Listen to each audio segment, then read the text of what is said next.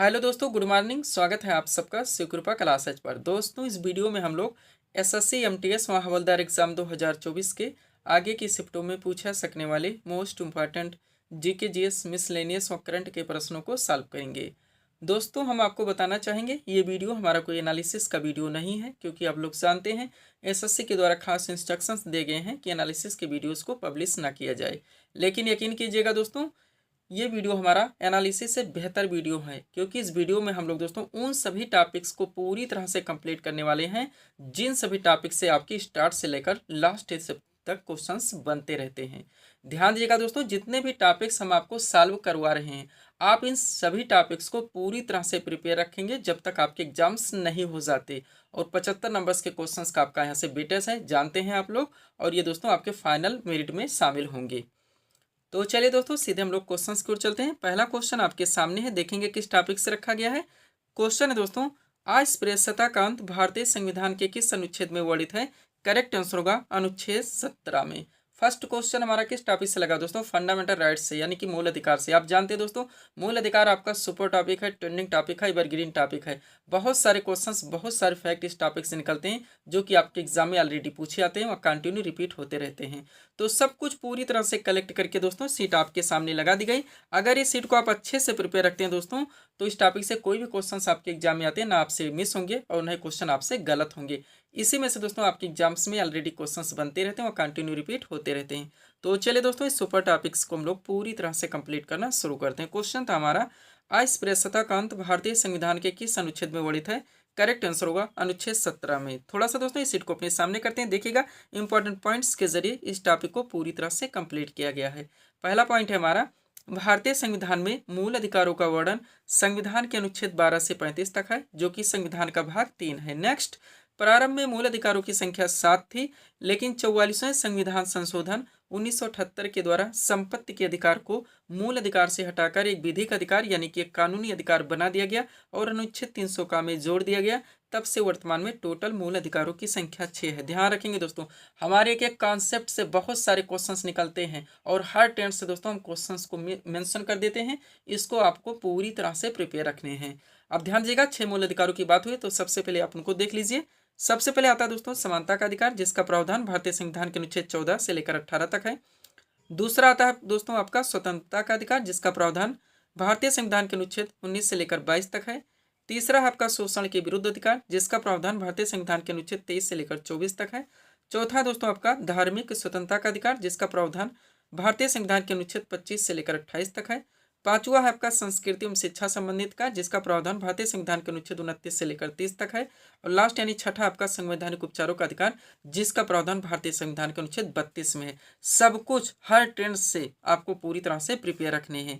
अब चूंकि दोस्तों ये आपका सुपर टॉपिक है, यहाँ से हर आर्टिकल से आपके एग्जाम से क्वेश्चंस बनते हैं, तो सब कुछ आपको पूरी तरह से प्रिपेयर रखने हैं। चलिए शुरू करते हैं। देखिएगा, पहला पॉइंट है हमारा, विधि के समक्ष समानता का अधिकार संविधान के किस अनुच्छेद में है? करेक्ट आंसर होगा अनुच्छेद 14 में। नेक्स्ट, अनुच्छेद 15 का संबंध किससे? दोस्तों मैं आपको बार बार बता चुका हूं कि दोस्तों क्या होता है, कभी कभी आपके क्वेश्चन में डायरेक्ट कॉन्सेप्ट आते हैं और आपके ऑप्शन यानी विकल्प में आर्टिकल दिए जाते हैं, आपको आंसर करने होते हैं। जैसे पहला पॉइंट है हमारा। सेकंड पॉइंट देखिएगा दोस्तों, कभी कभी क्वेश्चन के ट्रेंड को चेंज कर दिया जाता है, आपके क्वेश्चन में डायरेक्ट आर्टिकल रख दिए जाते हैं और दोस्तों आपके ऑप्शन यानी विकल्प में कॉन्सेप्ट दिए जाते हैं, आपको आंसर करने होते हैं। तो हर ट्रेंड से दोस्तों आप लोग क्वेश्चंस को प्रिपेयर रखें। यही वजह दोस्तों मैं आपको रिवीजन व पीडीएफ के बारे में फोकस करवाता रहता हूं। तो अनुच्छेद 15 का संबंध है धर्म, मूलवंश, जात, लिंग या जन्म स्थान के प्रतिषेध से। आगे बढ़ेंगे। अनुच्छेद 16 की बात की जाए दोस्तों, तो इसमें लोक नियोजन के विषयों में अवसर की समानता का प्रावधान किया गया है, या आप कह सकते हैं कि सरकारी पद प्राप्ति के समान अवसर का प्रावधान किया गया है। अनुच्छेद 17 की बात की जाए तो इसमें अस्पृश्यता के अंत का प्रावधान किया गया है, वह अनुच्छेद 18 में दोस्तों उपाधियों के अंत का प्रावधान किया गया है। अनुच्छेद 19 की बात की जाए तो इसमें विचार एवं अभिव्यक्ति की स्वतंत्रता का प्रावधान किया गया है। और अनुच्छेद 20 में दोस्तों अपराधों के लिए दोष सिद्धि के संबंध में संरक्षण का प्रावधान किया गया है। अनुच्छेद 21 की बात की जाए तो इसमें प्राण और दैहिक स्वतंत्रता के संरक्षण का प्रावधान किया गया है। और अनुच्छेद 21 का में दोस्तों 6 से 14 वर्ष तक के सभी बच्चों को अनिवार्य और निःशुल्क शिक्षा का प्रावधान किया गया। ध्यान रखेंगे, शायद कोई आर्टिकल इसमें से दोस्तों आपके एग्जाम में छूटे जो कि दोस्तों रिवाइज यानी कि रिपीट ना हो। नहीं, हर आर्टिकल्स दोस्तों इसमें आप देखेंगे आपके हर शिफ्ट में यहाँ से क्वेश्चन देखने को मिलते होंगे। अनुच्छेद 23 की बात की जाए दोस्तों तो इसमें मानव दुर्व्यापार एवं बलात्संग का प्रायश्चित किया गया है। वह अनुच्छेद 24 में दोस्तों कारखानों आदि में बालकों के नियोजन का प्रतिषेध किया गया है। अनुच्छेद 29 की बात की जाए तो अल्पसंख्यक वर्गों के हितों के संरक्षण का प्रावधान किया गया है। और अनुच्छेद 32 में दोस्तों संवैधानिक उपचारों के अधिकारों का प्रावधान किया गया है। उम्मीद करते हैं दोस्तों वो सारे क्वेश्चंस भी आपको मिल रहे होंगे जो अब तक आपके एग्जाम्स में पूछे गए हैं। थोड़ा सा नोट देखिए ताकि ये टॉपिक आपका पूरी तरह से कंप्लीट हो। दोस्तों 44वें संवैधानिक संशोधन 1978 ने स्पष्ट किया कि राष्ट्रपति द्वारा राष्ट्रीय आपातकाल के दौरान अनुच्छेद 20 जिसमें प्रावधान किया गया है अपराधों के लिए दोष सिद्धि के संबंध में संरक्षण, और अनुच्छेद 21 जिसमें प्रावधान किया गया जीवन और व्यक्तिगत स्वतंत्रता की सुरक्षा को निलंबित नहीं किया सकता। ध्यान रखेंगे डाकले क्वेश्चंस बनते हैं कौन कौन से आर्टिकल हैं, अनुच्छेद हैं, ये दोस्तों हमारे अधिकार हैं जो कि आपातकाल के दौरान भी नष्ट नहीं होते, खत्म नहीं होते, समाप्त नहीं होते। तो अनुच्छेद 20 और 21 है। लास्ट पॉइंट देखिएगा, भारतीय संविधान में वर्णित मूल अधिकार यूएसए के संविधान से लिया गया है। ये भी आप लोग पूरी तरह से प्रिपेयर रखेंगे। सब्सक्राइब करें आप हमारी स्टडी चैनल शिव कृपा क्लासेज को इसी तरह के वीडियोस के लिए। आगे बढ़ेंगे दोस्तों, थोड़ा सा पीडीएफ के बारे में बात होगी, पुनः हम लोग अगले टॉपिक्स की ओर पढ़ेंगे। देखिएगा दोस्तों, SSC all exams, railway all exams का ऑल इन वन नया वर्जन कंबाइन पीडीएफ हमारे द्वारा रेडी किया गया है। इसलिए दोस्तों कि आपकी बहुत सारी वैकेंसीज लग चुकी हैं दोनों में, और अलग अलग दोस्तों एग्जाम्स के लिए आपको अलग अलग पीडीएफ लेने की आवश्यकता ना पड़े, इसलिए नया वर्जन कंबाइन बनाया गया है। इसमें दोस्तों आपकी बहुत सारी वैकेंसीज लगी हैं। आप जानते हैं एसएससी में बात की जाए तो सीजीएल टियर 1 आपका समाप्त हो चुका है, टियर 2 की तैयारी है, एमटीएस चल रहा है, जेडी आपकी लगी हुई है, आरपीएफ कांस्टेबल आपका दोस्तों एग्जाम डेट आ चुका है, एलपी है, टेक्नीशियन है, एनटीपीसी है, ग्रुप डी है। इनमें से किसी भी वैकेंसीज में अच्छी फाइट के लिए आप इस पीडीएफ को परचेज कर सकते हैं। इसमें आपका पूरा साइंस का स्पेशल पीडीएफ आएगा, नहीं फिजिक्स, केमिस्ट्री, बायो का पूरा आपका दोस्तों स्टैटिक जीके और मिसलेनियस यानी हिस्ट्री, पॉलिटी, जियोग्राफी, इकोनॉमिक्स पूरा आपका विविध का स्पेशल पीडीएफ आएगा, पूरा आपका करंट का भी स्पेशल पीडीएफ आएगा। मात्र 100 रुपीज़ इसकी पेड फीस रखी गई। व्हाट्सअप नंबर आप लोगों के सामने है जहां पर आप जुड़कर पीडीएफ ले सकते हैं। बढ़ेंगे दोस्तों हम लोग अगले टॉपिक्स की ओर। अगला क्वेश्चन दोस्तों आपके सामने है, देखेंगे किस टॉपिक से रखा गया है। क्वेश्चन है हमारा, देवधर ट्रॉफी किस खेल से संबंधित है? करेक्ट आंसर होगा क्रिकेट से। टॉपिक क्या दोस्तों हमारा, प्रमुख राष्ट्रीय कप एवं ट्रॉफियां। आप जानते हैं डाकली क्वेश्चंस बनते हैं कि डूरंड कप किस खेल से संबंधित है, आगा कप किस खेल से संबंधित है, संतोष ट्रॉफी किस खेल से संबंधित है।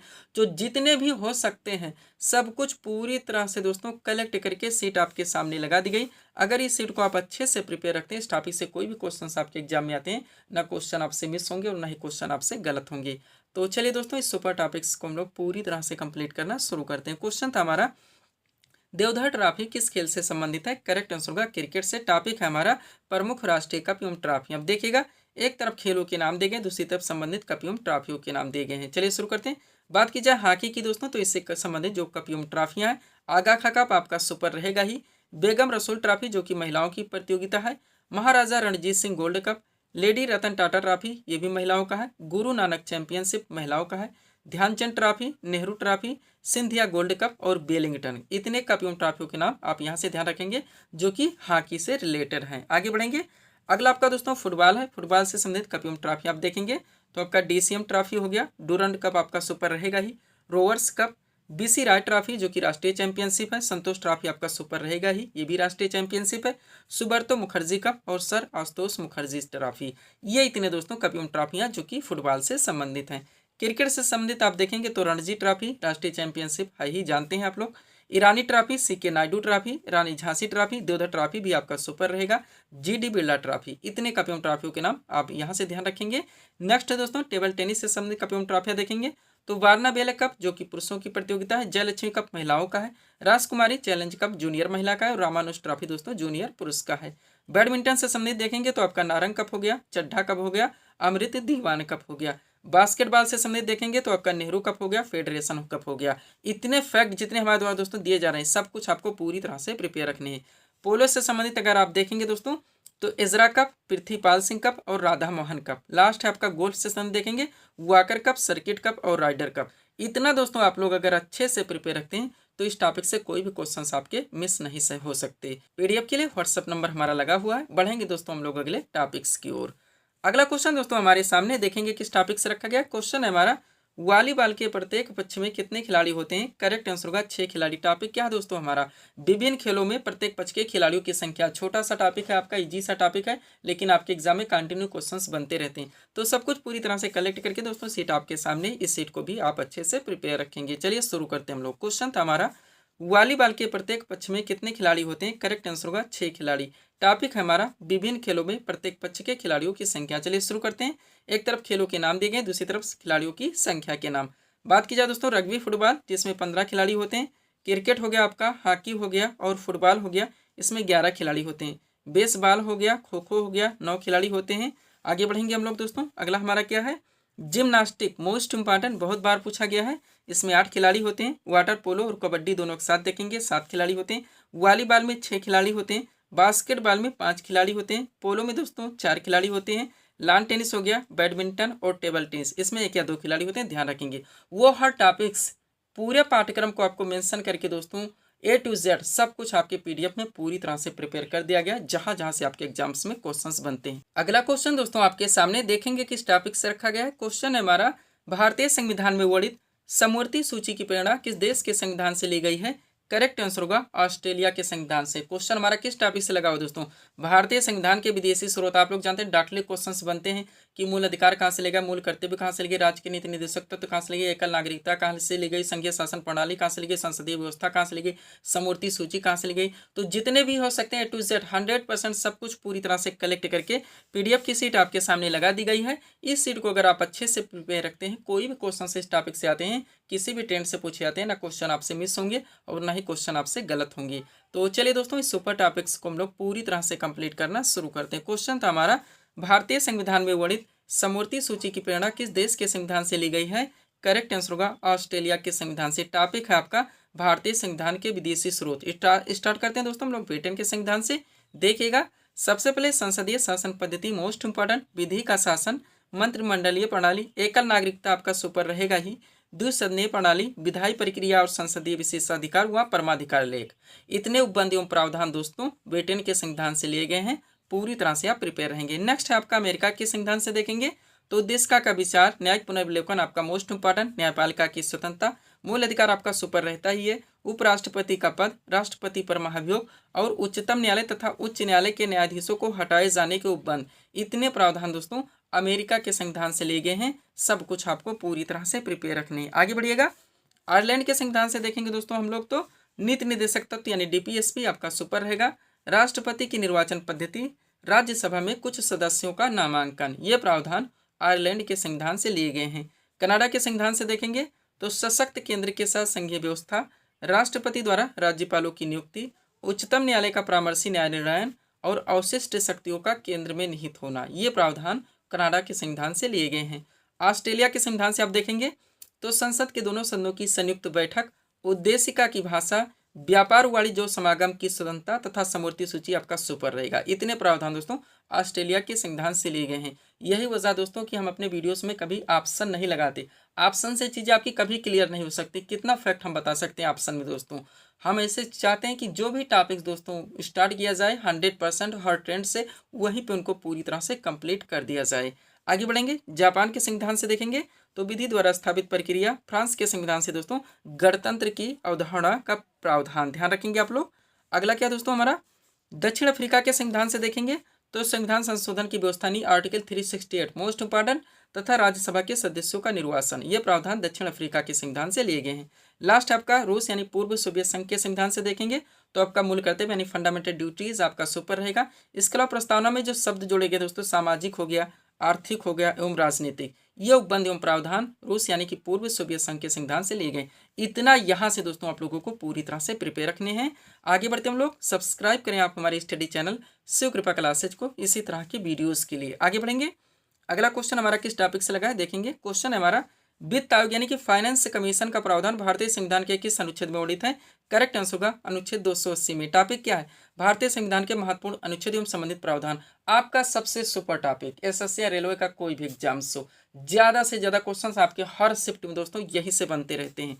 तो सब कुछ पूरी तरह से कलेक्ट करके दोस्तों सीट आपके सामने लगी हुई है, पूरी तरह से इसको दोस्तों आपको प्रिपेयर रखने हैं। चलिए शुरू करते हैं हम लोग। क्वेश्चन था हमारा, वित्त आयोग यानी कि फाइनेंस कमीशन का प्रावधान भारतीय संविधान के किस अनुच्छेद में वर्णित है।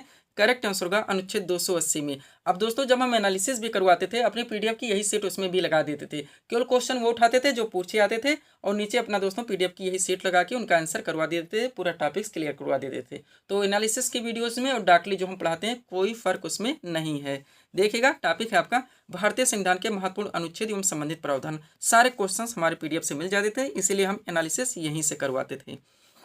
अब देखिएगा, एक तरफ संबंधित प्रावधान दिया गया, दूसरी तरफ महत्वपूर्ण अनुच्छेद। चलिए शुरू करते हैं, ध्यान दीजिएगा। सबसे पहले संघ का नाम और राज्य क्षेत्र, इसका प्रावधान भारतीय संविधान के अनुच्छेद 1 में है। नए राज्यों का प्रवेश या स्थापना, इसका प्रावधान भारतीय संविधान के अनुच्छेद 2 में है। संविधान के प्रारंभ के समय नागरिकता, आप कह सकते हैं नागरिकता संबंधी प्रावधान भारतीय संविधान के किस अनुच्छेद में है, तो अनुच्छेद 5 में है। विधि के समय समानता का अधिकार का प्रावधान अनुच्छेद 14 में है। धर्म, मूलवंश, जात, लिंग या जन्मस्थान के आधार पर विभेद का प्रतिषेध दोस्तों अनुच्छेद 15 में है। लोक नियोजन के विषयों में अवसर की समानता, आप कह सकते हैं सरकारी पद प्राप्ति के समान अवसर का प्रावधान भारतीय संविधान के अनुच्छेद 16 में है। 17 आपका हाईलाइट रहता है, नहीं अस्पृश्यता का अंत भारतीय संविधान के अनुच्छेद 17 में है। जितने भी दोस्तों हम फैक्ट आपको दे रहे हैं, जितने भी टॉपिक्स क्लियर करवा रहे हैं, आपको रिवाइज करवा रहे हैं, सब कुछ आप अपने एग्जाम्स तक पूरी तरह से प्रिपेयर रखेंगे। अगर यहाँ से दोस्तों आपको अच्छे से अच्छे स्कोर करने हैं, यानी फाइनल लिस्ट में आपको शामिल होना है। देखिएगा आगे आपका है उपाधियों का, जिसका प्रावधान भारतीय संविधान के अनुच्छेद 18 में है। विचार एवं अभिव्यक्ति की स्वतंत्रता का प्रावधान भारतीय संविधान के अनुच्छेद 19 में है। अपराधों के लिए दोष सिद्धि के संबंध में संरक्षण का प्रावधान अनुच्छेद 20 में है। सारे क्वेश्चंस आपको मिल जाएंगे दोस्तों, जो अब तक पूछे गए होंगे, जितने भी टॉपिक्स हम करवा रहे हैं, सब कुछ पूरी तरह से प्रिपेयर करके आपके पीडीएफ में दोस्तों सीटें जोड़ी गई हैं। प्राण और दैहिक स्वतंत्रता के संरक्षण का प्रावधान अनुच्छेद 21 में है।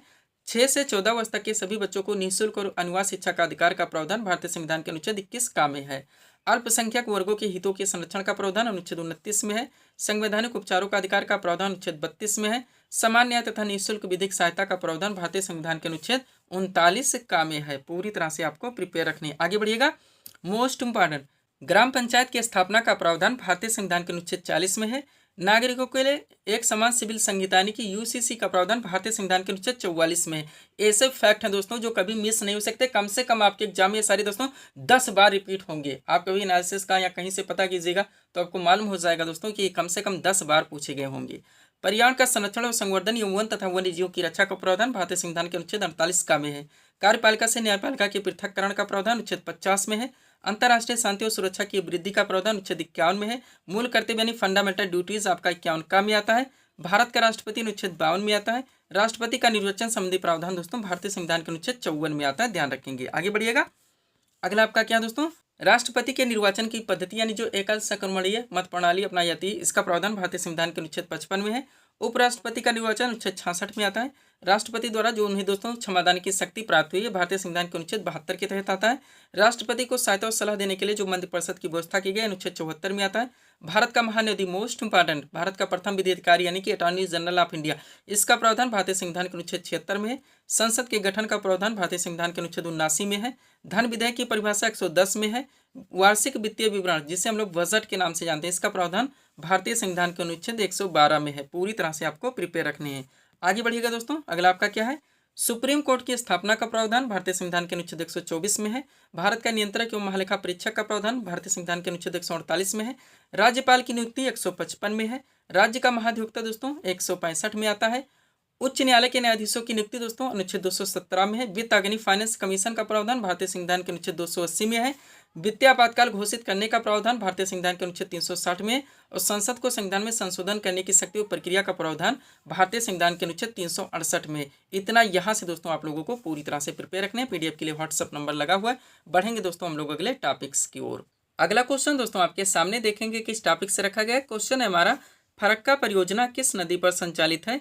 करेक्ट आंसर होगा गंगा नदी पर। क्वेश्चन का टॉपिक क्या दोस्तों, जो हमारी नदी घाटी परियोजना है, बहुउद्देशीय परियोजना है, जल विद्युत परियोजना है, डायरेक्टली क्वेश्चन बनते हैं दोस्तों किस नदी पर संचालित है। तो यहाँ पे दोस्तों किस नदी या नदियों के संगम पर संचालित है, इसके साथ साथ किस राज्य या किस केंद्र शासित प्रदेश में स्थित है, दोनों चीजें पूरी तरह से प्रिपेयर करके दोस्तों सीट आपके सामने लगाई गई है। यानी अगर इस सीट को आप अच्छे से प्रिपेयर रखते हैं, इस टॉपिक से कोई भी क्वेश्चन आपके किसी भी ट्रेंड से पूछे जाते हैं, ना क्वेश्चन आपसे मिस होंगे और ना ही क्वेश्चन आपसे गलत होंगे। तो चलिए दोस्तों इस सुपर टॉपिक्स को हम लोग पूरी तरह से कंप्लीट करना शुरू करते हैं। क्वेश्चन था हमारा, फरक्का परियोजना किस नदी पर संचालित है। करेक्ट आंसर होगा गंगा नदी पर। अब टॉपिक है दोस्तों आपका नदी घाटी परियोजनाएं, बहुउद्देशीय परियोजनाएं, जल विद्युत परियोजनाएं।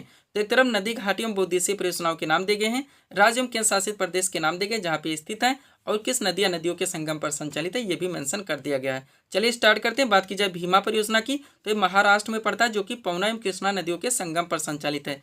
हीराकुड जल विद्युत परियोजना दोस्तों ये महानदी पर संचालित है, जो कि ओडिशा राज्य में पड़ता है, ध्यान रखेंगे आप लोग। सरदार सरोवर परियोजना दोस्तों ये गुजरात में पड़ता है, नर्मदा नदी पर संचालित है। और इंदिरा गांधी नहर परियोजना दोस्तों आपका राजस्थान में पड़ता है, जो कि सतलज और ब्यास के संगम पर संचालित है। पूरी तरह से आपको प्रिपेयर रखने हैं। आगे बढ़िएगा, फरक्का परियोजना दोस्तों पश्चिम बंगाल में पड़ता है, गंगा नदी पर संचालित है। दामोदर घाटी परियोजना झारखंड में पड़ता है, दामोदर नदी पर संचालित है। इडुक्की परियोजना केरल में पड़ता है, पेरियार नदी पर संचालित है। भाखड़ा नांगल बांध परियोजना पंजाब में पड़ता है, सतलज नदी पर संचालित है। सोन परियोजना बिहार में पड़ता है, सोन नदी पर संचालित है। काकरा पार परियोजना गुजरात सूरत में पड़ता है, ताप्ती नदी पर संचालित है। गांधी सागर परियोजना मध्य प्रदेश में पड़ता है, चंबल नदी पर संचालित है। राणा प्रताप सागर परियोजना राजस्थान में पड़ता है, चंबल नदी पर संचालित है। और जवाहर सागर परियोजना भी राजस्थान में पड़ता है, चंबल नदी पर संचालित है। जो क्वेश्चन थोड़े से एक दूसरे से मिल सकते हैं उनको एक साथ सेट कर देते हैं दोस्तों, ताकि याद रखने में थोड़ी सी आसानी हो सके। आगे बढ़िएगा। माता टीला परियोजना उत्तर प्रदेश और मध्य प्रदेश दोनों क्षेत्रों में पड़ जाता है, बेतवा नदी पर संचालित है। टिहरी बांध परियोजना उत्तराखंड में पड़ता है, जो कि भागीरथी और भेलांगना नदी के संगम पर संचालित है। नागार्जुन सागर परियोजना आंध्र प्रदेश में पड़ता है, कृष्णा नदी पर संचालित है। तुंगभद्रा परियोजना आपका आंध्र प्रदेश एवं कर्नाटक के क्षेत्रों में पड़ता है, जो कि तुंगभद्रा नदी पर संचालित है। थिनबाद दोस्तों पंजाब में पड़ता है, रावी नदी पर संचालित है। सलाल पनबिजली परियोजना आपका जम्मू और कश्मीर पड़ता है, जो कि चिनाब नदी पर संचालित है। इतना यहाँ से आप लोगों को पूरी तरह से प्रिपेयर रखने हैं। पीडीएफ के लिए व्हाट्सअप नंबर है। बढ़ेंगे दोस्तों अगले टॉपिक्स की ओर, थोड़े से जीके और उठाएंगे। पुनः दोस्तों ज़्यादा से ज़्यादा स्टूडेंट्स के मैसेज हैं कि साइंस को ज़्यादा से ज़्यादा कवर करवा दीजिए, तो ज़्यादा आज टॉपिक हम साइंस का लगाने वाले हैं। अगला क्वेश्चन दोस्तों हमारे सामने देखेंगे किस टॉपिक से रखा गया। क्वेश्चन है हमारा, दिल्ली सल्तनत का शासनकाल कब से कब तक था। करेक्ट आंसर होगा 1206 से लेकर 1526 ईस्वी तक। आपके सारे सुपर टॉपिक्स हैं दोस्तों, आप देखेंगे हर शिफ्ट में यहाँ से क्वेश्चन देखने को मिलेंगे। तो दिल्ली सल्तनत से आपका क्वेश्चन आया, मिडिवल हिस्ट्री का बहुत बड़ा पार्ट, बहुत सारे क्वेश्चन, बहुत सारे फैक्ट यहाँ से निकलते हैं, जो कि आपके एग्जाम में ऑलरेडी पूछे जाते हैं, कंटिन्यू रिपीट होते रहते हैं। तो सब कुछ पूरी तरह से कलेक्ट करके दोस्तों सीट आपके सामने लगा दी गई। इस सीट को आपको अच्छे से प्रिपेयर रखने हैं। चलिए शुरू करते हैं हम लोग। क्वेश्चन था हमारा, दिल्ली सल्तनत का शासनकाल कब से कब तक था। करेक्ट आंसर होगा 1206 से लेकर 1526 ईस्वी तक। अब देखिएगा दोस्तों, नोट के जरिए हम लोग इस टॉपिक को पूरी तरह से कंप्लीट करेंगे। पहला पॉइंट है हमारा, भारत पर पहला सफल मुस्लिम आक्रमण मोहम्मद बिन कासिम ने 712 ईस्वी में किया था। उसने सिंध एवं मुल्तान को जीत लिया था। नेक्स्ट, महमूद गजनबी ने 1001 से 1027 ईस्वी के बीच भारत पर 17 आक्रमण किए। इनमें 1025 ईस्वी में सोमनाथ के शिव मंदिर पर किया गया आक्रमण सबसे प्रसिद्ध था। वह मोहम्मद गौरी को भारत में तुर्क सत्ता का संस्थापक मानता है। पूरी तरह से आप प्रिपेयर रहेंगे। ये बेसिक चीजें थी। अब यहाँ से आपका दिल्ली सल्तनत दोस्तों स्टार्ट होगा। देखिएगा पहला पॉइंट, दिल्ली सल्तनत के सिंहासन पर कुल 5 राजवंशों ने शासन किया था। इन राजवंशों का शासनकाल क्रम से इस प्रकार है, ध्यान रखेंगे। अलग अलग दोस्तों ट्रेंड से सारे क्वेश्चंस आपके एग्जाम में पूछे जाते हैं, मिलाने के लिए भी दिया था कोड के माध्यम से। चलिए शुरू करते हैं। सबसे पहले इस पर गुलाम वंश आए, जिन्होंने शासन किया 1206 से लेकर 1290 तक। दूसरा इस पर दोस्तों खिलजी वंश आए, जिन्होंने शासन किया 1290 से 1320 तक। उसके बाद में तुगलक वंश आए, जिन्होंने शासन किया 1320 से 1414 तक। फिर सैयद वंश आए, जिन्होंने शासन किया 1414 से लेकर 1451 तक। फिर लोधी वंश आए, जिन्होंने शासन किया 1451 से लेकर 1526 ईस्वी तक। ध्यान रखेंगे आप लोग। अब इनके बीच में जितने भी क्वेश्चंस बन सकते हैं वन लाइनर के माध्यम से आप पूरी तरह से कंप्लीट कीजिए। पहला है, गुलाम वंश के संस्थापक कौन थे। करेक्ट आंसर होगा कुतुबुद्दीन ऐबक। नेक्स्ट, गुलाम वंश के किस शासक को लाख वक्स के नाम से जाना था। करेक्ट आंसर होगा कुतुबुद्दीन ऐबक। नेक्स्ट, कुतुब मीनार की नींव किस शासक ने डाली थी। करेक्ट आंसर होगा कुतुबुद्दीन ऐबक। आगे बढ़िएगा, दिल्ली सल्तनत के किस सुल्तान की मृत्यु चौगान यानी कि पोलो खेलते हुए हुई थी, तो वही कुतुबुद्दीन ऐबक। और कुब्बतुल इस्लाम मस्जिद का निर्माण किसने करवाया था। करेक्ट आंसर होगा कुतुबुद्दीन ऐबक। कुतुबुद्दीन ऐबक से जुड़े 5 सवाल। आगे बढ़िएगा, तुर्काने चहलगानी दल का गठन किसने किया था। इल्तुतमिश ने।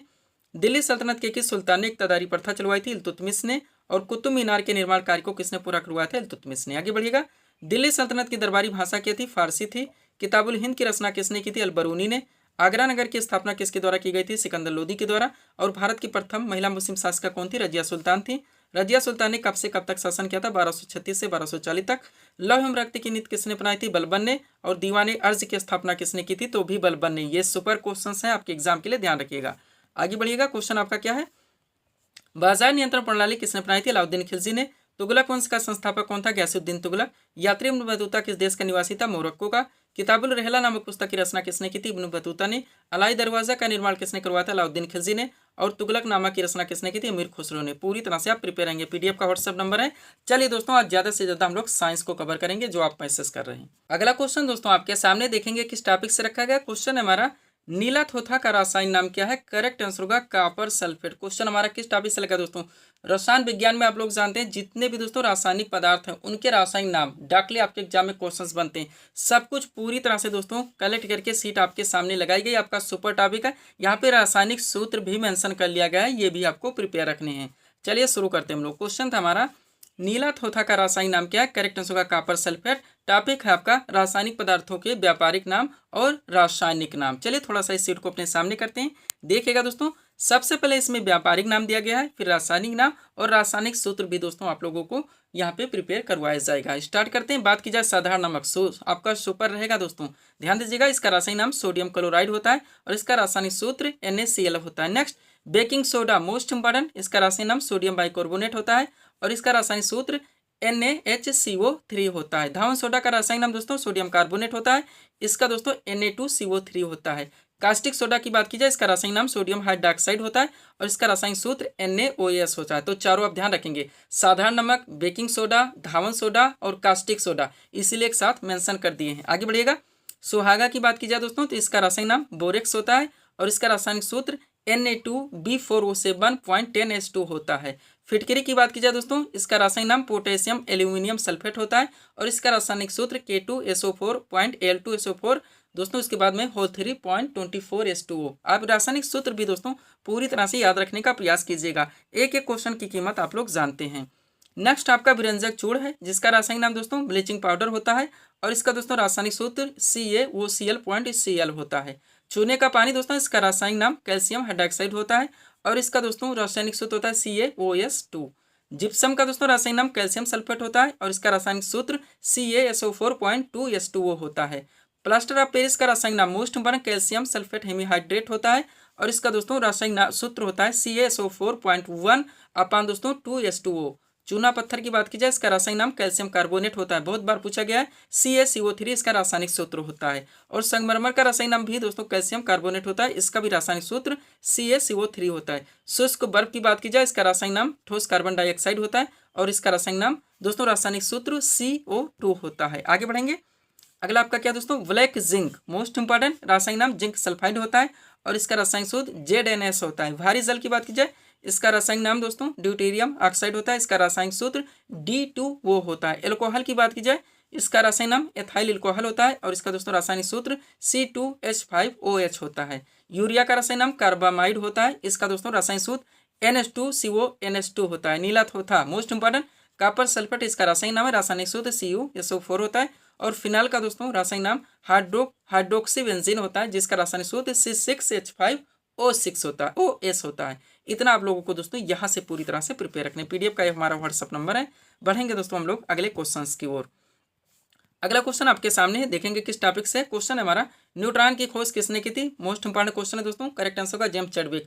फिजिक्स से रिलेटेड, महत्वपूर्ण यंत्रों से रिलेटेड, आपकी रसायन से रिलेटेड, वह दोस्तों बायो में बात की जाए तो चिकित्सा संबंधित को सब कुछ पूरी तरह से कलेक्ट करके आपके PDF में दोस्तों स्पेशल साइंस का PDF दोस्तों ऐड कर दिया गया है। पूरी तरह से इसको आप लोगों को हर टॉपिक्स को प्रिपेयर रखने हैं। चलिए शुरू करते हैं हम लोग दोस्तों। क्वेश्चन था हमारा, न्यूट्रॉन की खोज किसने की थी। करेक्ट आंसर होगा जेम्स चैडविक ने। टॉपिक हमारा रसायन विज्ञान से संबंधित महत्वपूर्ण खोज। इस सीट को थोड़ा सा अपने सामने करेंगे, देखिएगा दोस्तों। सबसे पहले इसमें खोज, फिर दोस्तों उनके आविष्कारक नाम, फिर खोज के नाम, फिर आविष्कारक के नाम। स्टार्ट करते हैं। बात की जाए इलेक्ट्रॉन, तो इसकी खोज जे थॉम्सन ने की थी। न्यूट्रॉन की खोज जेम्स चैडविक ने की थी। परमाणु क्रमांक की खोज मोजले ने की थी। सापेक्षकता दोस्तों, सापेक्षिकता का सिद्धांत की खोज आइंस्टीन ने की थी। चार्ल्स का नियम की खोज चार्ल्स ने की थी। उसके बाद में आधुनिक आवर्त सारणी की खोज मोजले ने की थी। क्वांटम सिद्धांत की खोज मैक्स प्लांक ने की थी। तरंग यांत्रिकी सिद्धांत की खोज डी ब्रागले ने की थी। थोड़ा फास्ट चलेंगे दोस्तों, ज़्यादा से ज़्यादा टॉपिक हम चाहते हैं दोस्तों इसमें ऐड कर दें। कृत्रिम रेडियो सक्रियता की खोज जूलियट ने की थी। विद्युत अपघटन का नियम की खोज फैराडे ने की थी। सहसंयोजकता की खोज लुइस ने की थी। परमाणु सिद्धांत की खोज जॉन डाल्टन ने की थी। पूरी तरह से आपको प्रिपेयर रखनी है। आगे बढ़िएगा। अगला क्या दोस्तों, आपका रेडियो सक्रियता, मोस्ट इंपॉर्टेंट दोस्तों, इसकी खोज हेनरी बेकुरल ने की थी। समस्थानिक की खोज साडी ने की थी। हीलियम की खोज लाकियर ने की थी। ऑक्सीजन की खोज प्रिस्टिलियम सीले ने की थी। सोडियम की खोज डेबी ने की थी। पोटेशियम की खोज भी डेबी ने की थी। रेडियम की खोज क्यूरी दंपति ने की थी, यानी पियरे क्यूरी और मैडम क्यूरी। प्रोटॉन की खोज दोस्तों रदरफोर्ड ने की थी। नाभिक की खोज रदरफोर्ड ने की थी। प्रकाश विद्युत प्रभाव की खोज गोल्डस्टीन ने की थी। विद्युत संयोजकता की खोज कासेल ने की थी। नाइट्रोजन की खोज अर्नेस्ट रदरफोर्ड ने की थी। आर्गन की खोज रैमजे और रैले ने की थी। मैग्नीशियम की खोज डेबी ने की थी। कैल्शियम की खोज डेबी ने की थी और बायल का नियम की खोज दोस्तों रॉबर्ट बायल ने की थी। पूरी तरह से आपको प्रिपेयर रखने हैं। आगे बढ़िएगा। अगला क्या दोस्तों, आपका आंशिक दाब का नियम, जिसकी खोज डाल्टन ने की थी। आवर्त सारणी की खोज मेंडलीफ ने की थी। इलेक्ट्रॉन आवेश की खोज मिल्कन ने की थी। एक्स किरणों की खोज रोन्टेजन ने की थी। थोरियम की खोज बाचलियस ने की थी। गुणित अनुपात का नियम की खोज डाल्टन ने की थी। समस्थानिक की खोज साडी ने की थी। भारी जल की खोज मुर्रे ने की थी।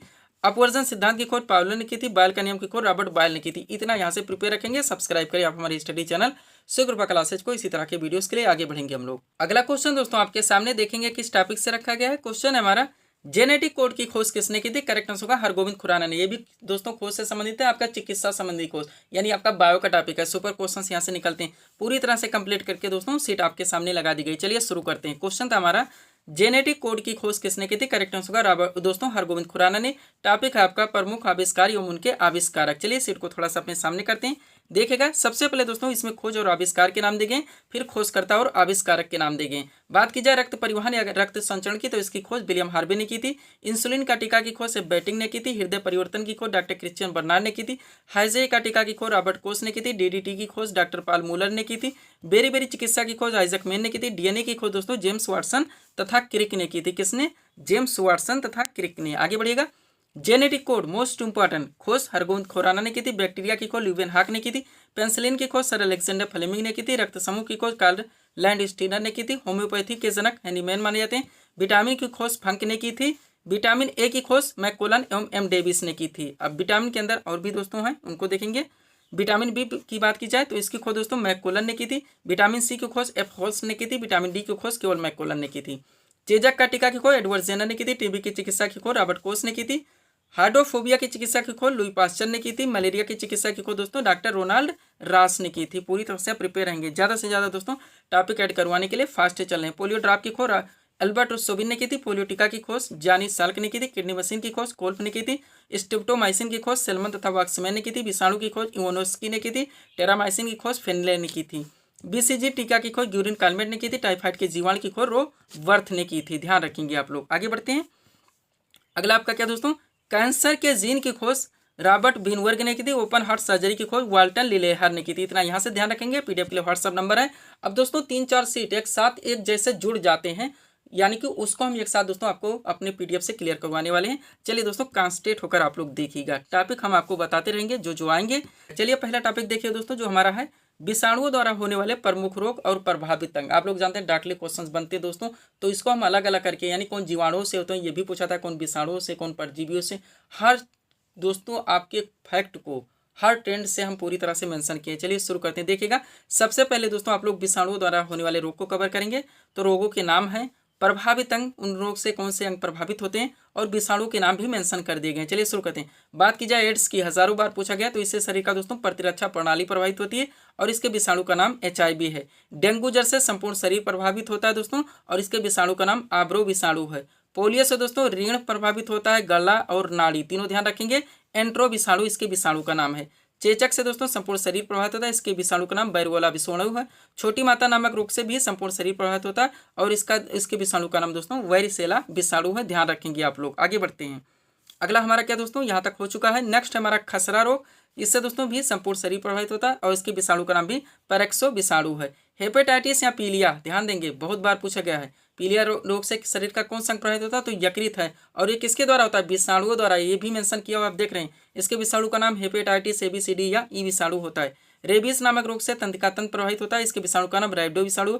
और हर्पीस रोग से त्वचा प्रभावित होती है दोस्तों, और इसके विषाणु का नाम हर्पीस विषाणु। ये विषाणुओं से होने वाले रोग, प्रभावित अंग और विषाणुओं के नाम थे, जो टॉपिक आप कंप्लीट किए। अब चलिए जीवाणुओं के संबंध में आप देखिए, यानी कि जीवाणु के द्वारा होने वाले प्रमुख रोग और प्रभावित अंग। देखिएगा सबसे पहले रोगों के नाम, फिर प्रभावित अंग और फिर जीवाणुओं के नाम। स्टार्ट करते हैं। बात की जाए टिटनेस, इससे क्या होता है दोस्तों? टिटनेस नामक रोग से शरीर का कौन सा अंग प्रभावित होता है? तंत्रिका तंत्र। इसके जीवाणु का नाम क्लोस्ट्रीडियम टिटैनी है। हैजा नामक रोग से आंत प्रभावित होती है, इसके जीवाणु का नाम उब्रियो कालेरी है। टाइफाइड नामक रोग से आंत प्रभावित होता है, इसके दोस्तों जीवाणु का नाम साल्मोनेला टाइफी है।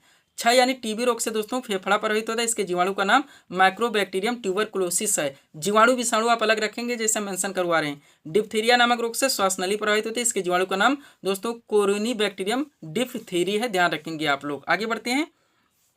अगला आपका क्या दोस्तों? प्लेग। प्लेग नामक रोग से फेफड़ा प्रभावित होता है, इसके जीवाणु का नाम पास्चुरेला पेस्टिस या अर्सीनिया होता है। काली खांसी नामक रोग से दोस्तों श्वसन तंत्र प्रभावित होता है, इसके जीवाणु का नाम बेंडिटेला पेस्टिस होता है। निमोनिया नामक रोग से फेफड़े प्रभावित होता है, इसके जीवाणु का नाम दोस्तों स्ट्रेप्टोकोकस न्यूमोनी होता है। कुष्ठ नामक रोग से तंत्रिका तंत्र त्वचा प्रभावित होती है, इसके जीवाणु का नाम माइकोबैक्टीरिया लेप्री होता है। गोनोरिया नामक रोग से मूत्रमार्ग प्रभावित होता है, इसके जीवाणु का नाम निसोरिया गोनोरी है। और सिफिलिस नामक रोग से जननांग प्रभावित होता है, इसके जीवाणु का नाम टिप्नोनिया है। तो विषाणु और जीवाणु आप कलेक्ट कर चुके हैं। अब परजीवियों से होने वाले रोग आप पूरी तरह से कंप्लीट कीजिए, यानी परजीवियों द्वारा होने वाले रोग, प्रभावित अंग और दोस्तों परजीवी का नाम। चलिए शुरू करते हैं, रोगों के नाम, प्रभावित अंग और परजीवी का नाम। बात की जाए मलेरिया, मोस्ट इंपॉर्टेंट।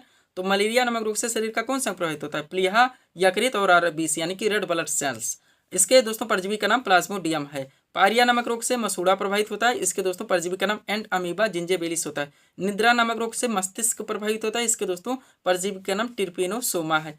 पेचिस नामक रोग से प्रभावित होता है, इसके परजीवी का नाम एंड अमीबा होलिस्टिका है। कालाजार नामक रोग से अस्थमज्जा प्रभावित होता है, इसके परजीवी का नाम बालूमक्खी। पूरी तरह से ध्यान रखेंगे। अब छोटा सा टॉपिक यहाँ पे एक और जुड़ता है दोस्तों, उसको भी आप लोगों को पूरी तरह से प्रिपेयर रखने ध्यान दीजिएगा। डायरेक्टली पूछा था कौन से दोस्तों जंतु के काटने से, नहीं मच्छर के काटने से, या दोस्तों हैजा या कुष्ठ रोग किसके काटने से होता है, तो ये भी पूछा था। निद्रा नामक रोग या सीसी मक्खी के काटने से कौन सा रोग होता है, तो सब कुछ पूरी तरह से कलेक्ट करके दोस्तों ये सीट बनाई गई है आपकी। चलिए शुरू करते हैं। रोग फैलाने वाले कीट देखेंगे, एक तरफ कीटों के नाम, फिर रोग। घरेलू मक्खी सबसे पहले, इसके काटने से कौन कौन से रोग होते हैं? हैजा भी होता है, अतिसार भी होता है, कुष्ठ रोग भी होता है, टीबी भी होता है, टाइफाइड भी होता है, दस्त भी होता है। मच्छर के काटने से दोस्तों मलेरिया होता है, डेंगू होता है, फिलपाम होता है। चूहा के काटने से प्लेग होता है, सीसी मक्खी के काटने से निद्रा रोग होता है। ध्यान रखेंगे आप लोग। आगे बढ़िएगा। अगला आपका क्या दोस्तों? सैंड फ्लाई यानी बालू मक्खी के काटने से दोस्तों काला आजार होता है। फिर दोस्तों खटमल के काटने से बुखार और कुष्ठ रोग होता है। जू के काटने से दोस्तों ट्रेंच बुखार होता है। सब कुछ आपको पूरी तरह से प्रिपेयर रखने। अभी पे दोस्तों हम वीडियो को विराम देना चाहेंगे, नहीं तो वीडियो आपका लंबा चला जाएगा। अभी बहुत सारे दोस्तों साइंस के टॉपिक्स हम अगले वीडियो में ही अपडेट करके आपको देने वाले हैं। तो दोस्तों इसी तरह के वीडियोज़ के लिए आप हमारे स्टडी चैनल से कृपा क्लासेस से जुड़ें व चैनल को सब्सक्राइब करें, ताकि हमारे द्वारा दी जाने वाले सभी वीडियोज़ आप क्रम से सबसे पहले देख सकें। तो मिलते हैं दोस्तों हम नेक्स्ट वीडियोज़ में। Thanks for watching.